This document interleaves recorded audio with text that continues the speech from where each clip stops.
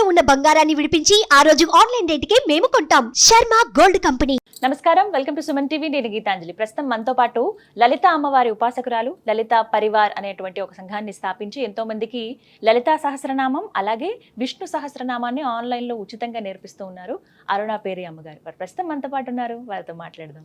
అమ్మ నమస్కారం. నమస్తే అమ్మా. శ్రీమాత్రే నమః. శ్రీమాత్రే నమః. చాలా సంతోషం మిమ్మల్ని కలవటం, మాట్లాడటం.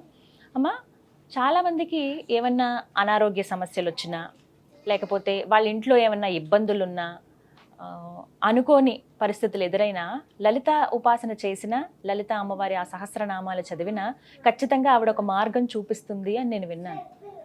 ఇది ఎలా సాధ్యం? ఏ రకంగా ఎలా చదవాలి? అమ్మవారిని ఎలా కీర్తించాలి? ఎందుకంటే 1000 నామాలు ఉంటాయి. అన్ని నామాలు చదవాలా లేకుంటే కొన్ని మాత్రం పఠిస్తే చాలా? ప్రత్యేకించి అనారోగ్యంతో ఉన్న వాళ్ళకి వివరించండి. తప్పకుండానమ్మా, చాలా మంచి ప్రశ్న వేశారు. ఈ రోజుల్లో చాలా అవసరము. ఈ రోజుల్లో చిన్న పిల్లలప్పటి నుంచి కూడా చాలా హెల్త్ ఇష్యూస్, పుట్టిన పిల్లలకు కూడా ఎన్ని హెల్త్ ఇష్యూస్ వస్తున్నాయో. సో మనకు లలితా శాస్త్రం ప్రతి దానికి కూడా రెమెడీ అమ్మా. మన లైఫ్లో ఏ ప్రాబ్లమ్స్ అయితే మనం ఫేస్ చేస్తున్నామో ఏదైనా అన్నింటికీ కూడా లలితా శాస్త్రంలో అనేక శ్లోకాలు ఉన్నాయి. అది నిజంగా ఒక రెమెడీ. మనం భక్తి శ్రద్ధతో నమ్మకంతో కనుక పాటిస్తే దేన్నైనా కూడా తీస్తుంది, మనలో ఆ చేంజెస్ కనిపిస్తాయి. అంత గొప్పది ఈ లలితా శాస్త్రము, అంత విశిష్టత ఉంది. మీరు అడిగారు హెల్త్ ఇష్యూస్. అనారోగ్యం ఉన్నప్పుడు ఎటువంటి నామాలు అమ్మవారిని మేము చదువుకోవాలి, పఠించాలి, వివరించండి. లలితా శాస్త్రంలోనమ్మా సర్వ వ్యాధి ప్రశమని సర్వ మృత్యు నివారిణి అని ఒక నామం ఉంది. ఇది 112వ శ్లోకంలో సెకండ్ లైన్ ఉంటుంది చూడండి. 112వ 112లో సర్వ వ్యాధి ప్రశమని సర్వ మృత్యు నివారిణి. ఇది చాలా అద్భుతమైన మంత్రం అమ్మా. ఇది నామము. అదే కనుక మనం మంత్రంగా తీసుకుంటే ఇది ఒక మంత్రం. దీనికి లాస్ట్ లో యై నమః ఒక్కటి యాడ్ చేయాలి. సర్వ మృత్యు నివారిణి యై నమః. సర్వ వ్యాధి ప్రశమని సర్వ మృత్యు నివారిణి యై నమః. ఇది ఎంత అద్భుతమైన మంత్రం అంటేనమ్మా, ఇక్కడ దీని మీనింగ్ తెలుసుకుందాం. సర్వ వ్యాధి ప్రశమని, అన్ని సర్వము అంటే ఏదైనా, అన్ని బాధలు. వ్యాధి అంటే రోగములు. ప్రశమని అంటే ప్రశమింపజేస్తుంది, అంటే తీసేస్తుంది. సర్వ మృత్యు నివారిణి. మృత్యు అంటే ఇక్కడ భయం అని అర్థం. ప్రతి మనిషి హెల్త్ ఇష్యూస్ ఉన్న వాళ్ళు భయం ఎక్కువ పడతారు. ఏమవుతుందో ఏంటవుతుందో అని. పాపం ఒకటి డబ్బులు ప్రాబ్లము వల్ల కూడా భయము, అలాగే తగ్గుతుందో తగ్గదో, పిల్లలు ఉన్నారు, పెద్దవాళ్ళు ఏం చేయాలి, ఎలా ఉంటారు, దీంతో ఈ భయంతో వాళ్ళ రోగం ఇంకా పెంచుకుంటున్నారు. కానీ ఆ భయం కూడా సహజం. పాపం భయమే సగం మనిషిని చంపేస్తోంది. సో మనకున్న ప్రాబ్లం ఎంత అయితే ఈ భయము ఆ ప్రాబ్లం అంత పెద్ద చేస్తుంది. సో ఆ భయాన్ని తీసేస్తుంది. సర్వ మృత్యు నివారిణి. నివారిణి అంటే తీసేస్తుంది. ఎప్పుడైతే మనం అమ్మవారిని భక్తి శ్రద్ధతో నమ్మకంతో మనం ఈ నామం కనుక చదివితే మనలో ఉన్న భయాన్ని తీసేస్తుంది, మన రోగాలని పూర్తి నివారణ చేస్తుంది. అంత గొప్ప మంత్రము, నామము ఈ లలితా శాస్త్రంలో ఉంది. కానీ ఇక్కడ ఏంటంటే రోగములు, హెల్త్ ఇష్యూస్. ఆ హెల్త్ ఇష్యూస్ రావడానికి కూడా చాలా కారణాలు ఉంటాయమ్మా. ఒకటి నార్మల్గా మన హెల్త్, మన లైఫ్ స్టైల్. మాక్సిమం రోగాలు కూడా లైఫ్ స్టైల్ చేంజ్ మూలంగానే వస్తున్నాయమ్మా. యంగ్ గా చక్కగా ఉన్న వాళ్ళందరూ కూడా చాలా హెల్త్ ఇష్యూస్ తో బాధపడుతున్నారు. ఎందుకంటే వాళ్ళ లైఫ్ స్టైల్ సరిగ్గా ఉండదు. ఏదో ఒక ప్రాబ్లం ఉంటుంది. అవును, ఏదో ఒక ప్రాబ్లం ఉంటుంది. రోగాలకి ఇంకొక మెయిన్ కారణం స్ట్రెస్. ఈ స్ట్రెస్ ఎక్కువ ఎవరికైతే ఉంటుందో వాళ్ళు బాడీలో నెగిటివిటీ వెళ్తుంది కదమ్మా. రోగాలు ఎప్పుడు వస్తాయి? మన లోపల ఇమ్యూనిటీ సరిగ్గా లేకుండా, అది మన పల్స్ అవన్నీ యాక్టివేట్ సరిగ్గా లేకపోతే కదా ఎక్కడో నొప్పులనో, ప్రాబ్లంలనో, రోగాలనో, లేకపోతే జ్వరమనో ఇవన్నీ వస్తున్నాయంటే లోపల ఏదో మనకి ప్రాబ్లంగా ఉంది, అంటే సరిగ్గా పనిచేయట్లేదు. దాని గురించి వస్తున్నాయి. సో ఈ రాకుండా ఉండడానికి మనం కొంచెం కొత్త హెల్త్ బాగుండాలి అంటే భోజనం అది సరిగ్గా ఉండాలి. సాత్విక భోజనం చేస్తే చాలా మంచిది. తర్వాత మనము టైం టు టైం భోజనం కూడా టైం టు టైం చేసిన వాళ్ళకి కాస్త హెల్త్ బాగుంటుంది. ప్లస్ మన ఆలోచనలు, మనం బుర్రను పాడు చేసుకుంటాం కదమ్మా. చాలా మంది హెడేక్తో, ఎంతమంది సివియర్ హెడేక్తో బాధపడుతున్నారు. ఎవరిని చూసినా కూడా వాళ్ళు అంటారు మాకు ఎలాంటి ఆలోచనలు మేము ఆపుకోలేకుండా ఉంటాము. స్ట్రెస్ అంతా ఇక్కడ పెట్టుకున్నారమ్మా. పెట్టుకుని అదే అదే అదే అదే ఆలోచిస్తుంటే ఇప్పుడు చూడండి, నెగిటివ్ పాజిటివ్, అది మన ఎనర్జీ అనుకోండి. నెగిటివ్ ఎనర్జీ, పాజిటివ్ రెండు ఉన్నాయి కదా. నెగిటివ్ ఎనర్జీలో అందరూ 90% అందరూ నెగిటివ్ ఎనర్జీలో ఉంటున్నాము. ఆ నెగిటివ్ ఎనర్జీ మనం దాన్ని పెంచుకుంటున్నాము. ఎంత ఉంటుంది అది ఉంటూ ఉంటూ దాన్ని ఆలోచిస్తూ పెంచుకుంటున్నాము. మన చేతుల్లోనే ఉంది, అసలు మన చేతుల్లోనే ఉంది, కానీ ఎక్కువ ఆలోచన చేసి పాడు చేసుకుంటున్నాము. సో అలాగే పాజిటివ్, ఇప్పుడు ఈ పాజిటివ్ ఎనర్జీ అంటే ఒకవేళ మనకి ప్రాబ్లం ఉంది, బాధ ఉంది, కష్టం ఉంది, దానిని మనం పాజిటివ్గా ఇవాళ వచ్చింది కదా ఈ కష్టము, దాన్ని ప్రయత్నం చేద్దాము, దాని నుంచి మనం ఎలా బయటపడదామా, ఆ బాధ ఎలా తీరుతుందా. బాధ ఉంది కానీ బాధ ఎందుకు ఇలా అనుకుంటే అది ఎక్కువ అవుతుంది మీకు. ఏం పర్వాలేదు, ఈ బాధ ఇవాళ ఉంది కదా, దాన్ని మనం ఎలాగ బయటకు పడదామా దాని నుంచి అని ఆలోచన పాజిటివ్గా ఆలోచించండి. ఆ బాధను మర్చిపోయేలాగా మీరు కాస్త ఏదో ఒకటి స్పిరిచువల్లో శ్లోకం కానీ, మంత్రం కానీ, లేకపోతే మంచి మీకు హ్యాపీనెస్ ఇచ్చేది. కొంతమందికి డ్యాన్స్ అంటే ఇష్టం ఉంటుంది, కొంతమందికి పాటలు అంటే, సంగీతం అంటే ఇష్టము. మీ స్ట్రెస్ని రిలీఫ్ చేసుకోవాలి అంటే ఒకటి స్పిరిచువల్గా ఉండండి. ఒకవేళ అందులో కుదరదు అంటే కొంచెం పాటలు, సంగీతము, లేకపోతే డ్యాన్సు, దీంతో కూడా మీరు స్ట్రెస్ రిలీఫ్ ఉంటారు. ఈ బాధలు ఉన్నప్పుడు కూడా, హెల్త్ ఇష్యూస్ ఉన్నప్పుడు కూడా వాళ్ళు ఆ హెల్త్ను ఎక్కువ పట్టుకోకుండా, ఏ బాధ ఉందో దాన్ని తలుచుకోకండి. వచ్చింది, ఉంటోంది, దాన్ని తలుచుకుంటే మీ బాధ ఎక్కువ అవుతుంది. దాన్నే తలుచుకుంటుంటే మీరు డౌన్కి వెళుతున్నారు. దాన్ని తలుచుకోకుండా మీరు యాక్టివ్గా ఉండండి, ఎంగేజ్గా ఉండండి. మనని మనం ఎంగేజ్గా ఉంచుకోవాలి మంచి పనులతోటి. ఆ ఎంగేజ్గా ఉంటే మీ బాధను మర్చిపోతారు. ఒక విషయం చెప్పనా ఇక్కడ మీకు. ఇప్పుడు మనకి ఒక 2 days ముందు చాలా పెద్ద యాక్సిడెంట్ అయ్యి ఒక పెద్ద కొంచెం దెబ్బ తగిలింది చేతి మీదో కాలు మీదో. ఆ 2 రోజులు చాలా బాధపడిపోతున్నా, అయ్యో ఇంత పెద్ద దెబ్బ అని. ఇంకో 2 రోజుల తర్వాత మళ్ళీ పెద్ద యాక్సిడెంట్ అయ్యి ఇంకోటి ఏదో పెద్ద దెబ్బ తగిలింది. ఈ బాధను మర్చిపోతాం. దానికన్నా ఇది ఎక్కువ ఉంది అని అంటున్నాను. ఇది మర్చిపోతాము, దాన్ని పట్టుకుంటాము.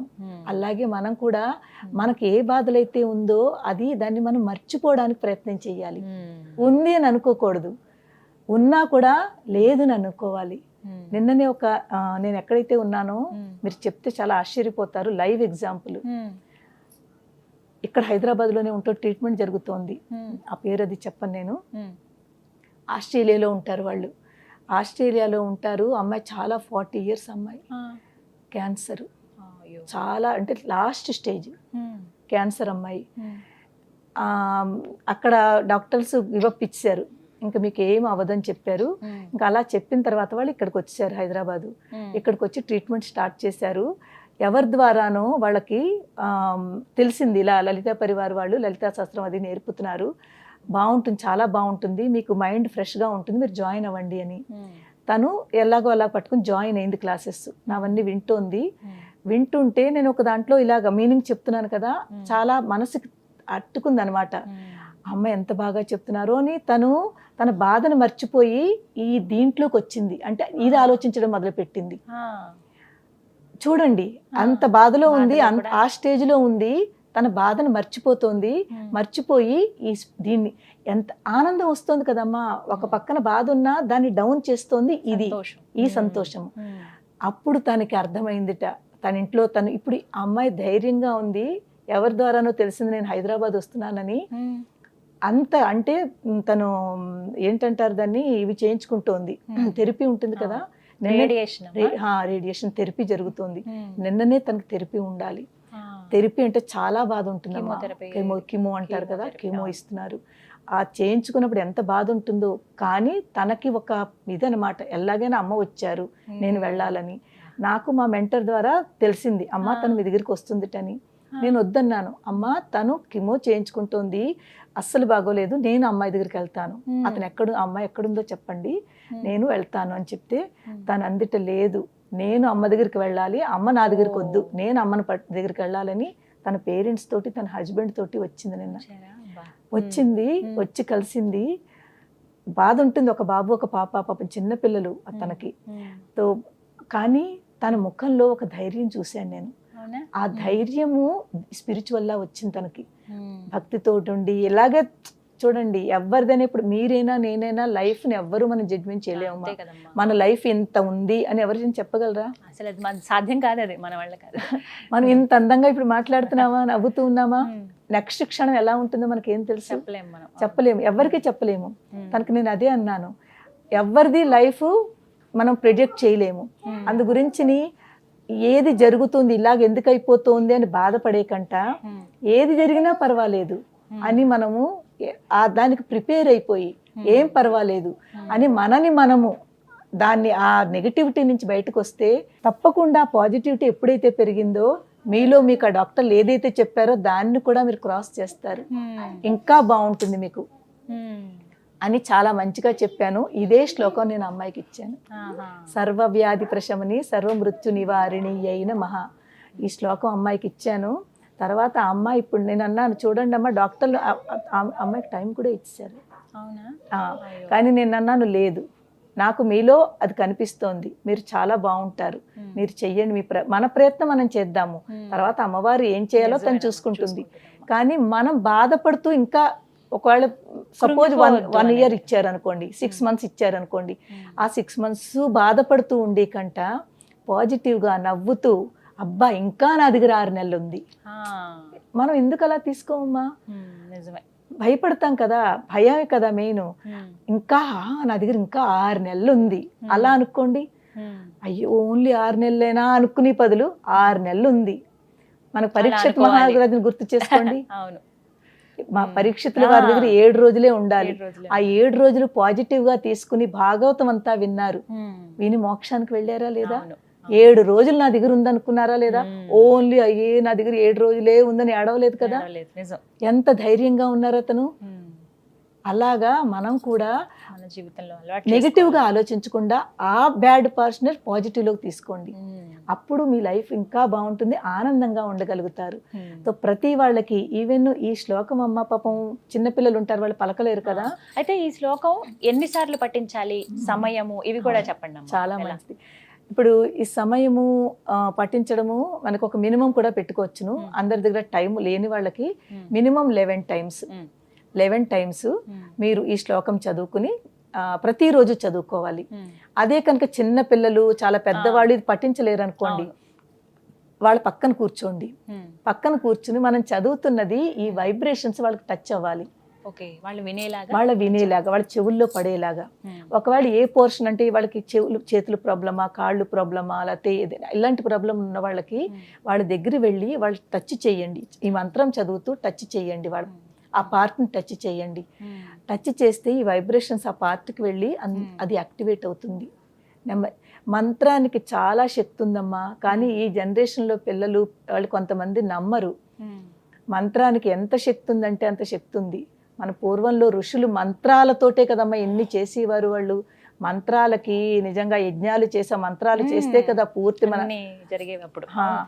ఆ మంత్రాలు ఒక మంత్రం అని తీసుకోవాలి, ఆ మంత్రంలో ఇంత శక్తి ఉందని నమ్మాలి, నమ్మిన తర్వాత చెయ్యాలి.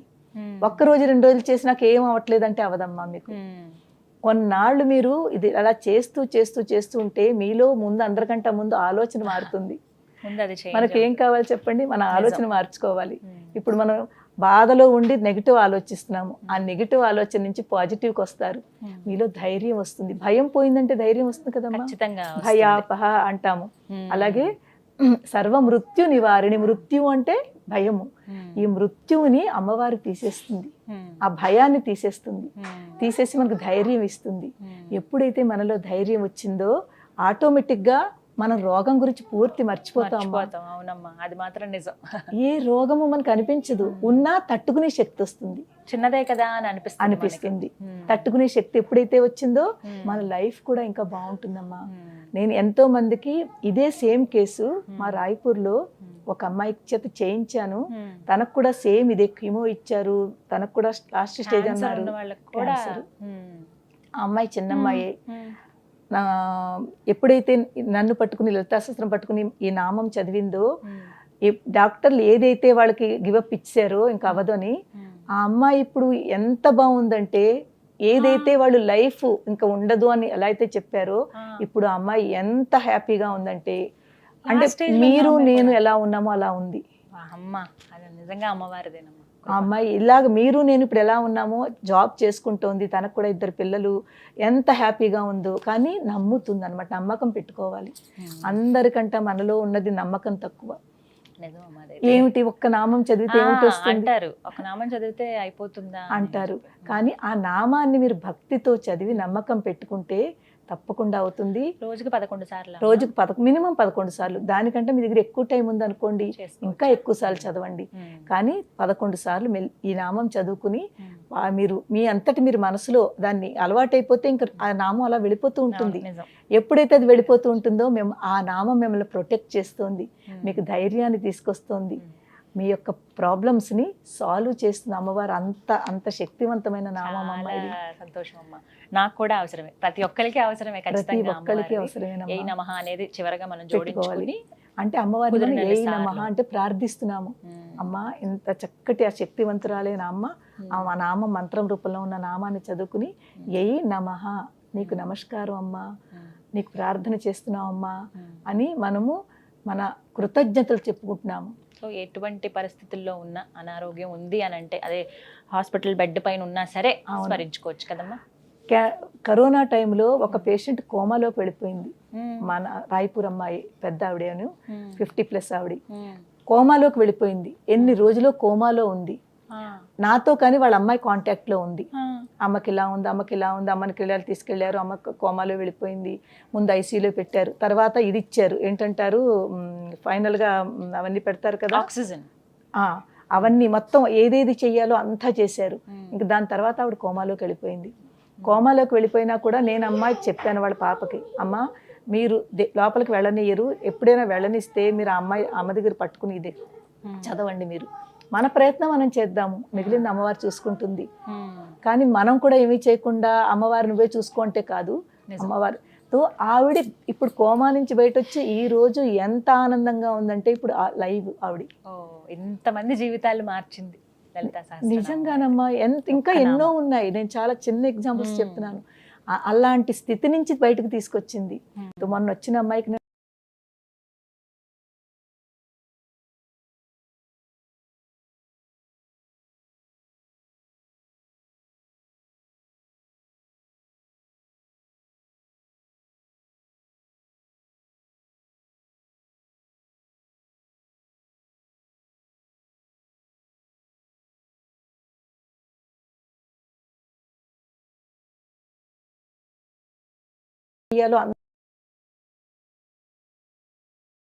కూడా నేను